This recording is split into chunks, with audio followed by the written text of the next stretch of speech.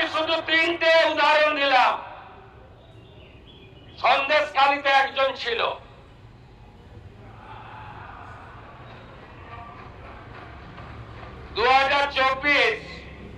পয়লা জানুয়ারি বলেছিল তৎকালীন বিরোধী দলনেতা এলে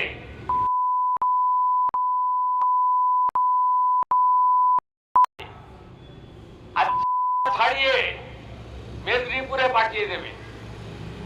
ওর অবস্থা কি হয়েছে সবাই দেখেছে। একই টোন ছিল।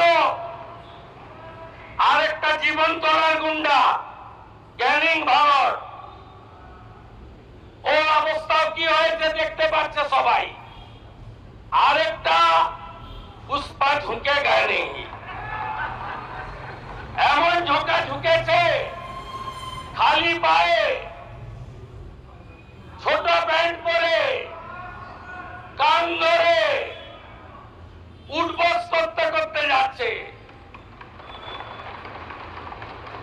আপনাকে আমি বলে গেলাম পুলিশ তার ব্যবস্থা নেবে।